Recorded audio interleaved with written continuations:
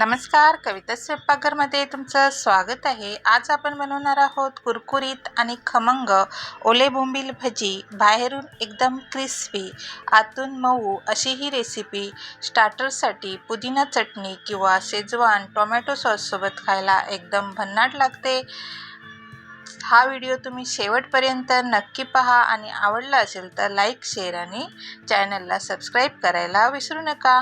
मी बोंबील घेतलेले आहेत, ते स्वच्छ साफ करून 2 ते 3 वेळा धुवून घेतलेत आणि त्याला चवीपुरतं पाव चमचा मीठ, जराशी हळद आणि अर्ध्या लिंबाचा रस लावून 5 ते 10 मिनिटं ठेवून द्यायचं आहे।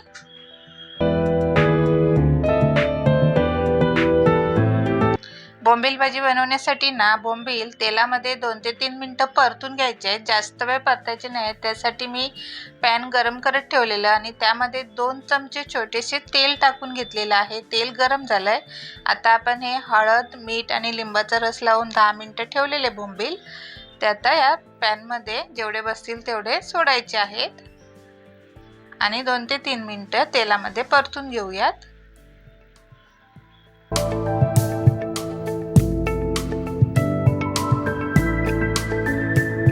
हे बघा, बोंबील मच्छी 2 ते 3 मिनिटं तेलात परतल्यावरती मी एका ताटामध्ये काढून घेतली आहे। आता ही मच्छी पूर्णपणे थंड व्हायला द्यायची आहे आणि बोंबील मच्छीच्या आतमध्ये जो काटा असतो तो काढून टाकायचा आहे। हे बघा, या पद्धतीने असं थंड झाल्यावरती मी बोंबील मच्छीचा काटा काढून असा वेगळा केलेला आहे। बोंबील भाजी बनवण्यासाठी आता आपण मिश्रण तयार करूया। त्यासाठी मी मिक्सिंग बाउल घेतलाय आणि त्यामध्ये एक मोठा साईजचा बारीक कांदा चिरून घेतलेला आहे, तो टाकूया। 2 ते 3 मी हिरव्या मिरच्या बारीक चिरून घेतल्या आहेत, ते टाकल्या। अर्धी वाटी बेसन आणि 1 छोटी वाटी मी तांदळाचं पीठ घेतलेलं आहे, ते टाकलेलं आहे। तांदळाचं पीठ टाकल्याने कुरकुरीतपणा येतो भाज्याला। जराशी हळद टाकायची आहे,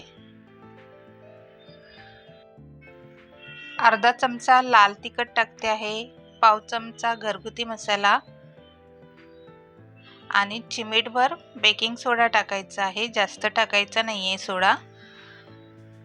आणि अर्ध्या लिंबाचा रस मी पिळून टाकते आहे। या पद्धतीने असं हातावर धरून लिंबाचा रस पिळायचा आहे, म्हणजे आतमध्ये बिया पडल्या जात नाही।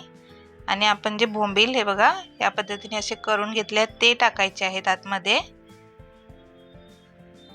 आणि चवीपुरतं मीठ टाकायचं आहे, कारण आपण पहिलं बोंबलाला मीठ लावलेलं होतं बोंबील मच्छीला, त्यामुळे मीठ थोडं टाकायचं आहे।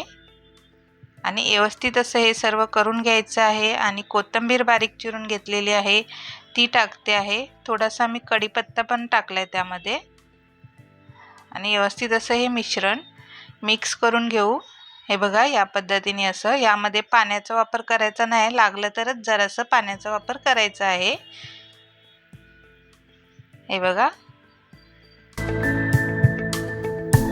बोंबील भाजी तळण्यासाठी मी तेल गरम करत ठेवलेलं, तेल गरम झालेलं आहे। आता आपण यामध्ये भजी तळण्यासाठी सोडूया, जेवढी कढईमध्ये बसतील तेवढी तळण्यासाठी सोडायची आहेत।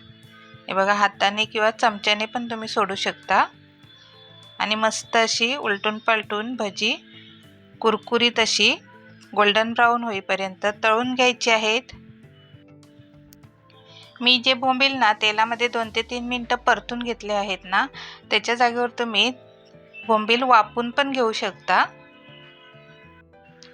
हे बघा, भजी दुसऱ्या साईडने पण परतून घेऊन मस्त अशी कुरकुरीत फ्राय करून झालेली आहेत। आता तेल व्यवस्थित गाळून एका ताटामध्ये काढून घेऊयात आणि ह्याच पद्धतीने मी बाकीची सर्व राहिलेली भाजी तळून घेणार आहे। मस्त अशी कुरकुरीत बोंबील भाजी तयार होतात घरच्या घरी, अगदी सोप्या पद्धतीने आणि कमी साहित्यामध्ये ही टेस्टी रेसिपी तुम्ही नक्की बनवून बघा आणि माझी रेसिपी कशी वाटली ही कमेंट करून जरूर सांगा आणि कविता स्वयंपाकघरला नवीन असाल तर सबस्क्राईब करा।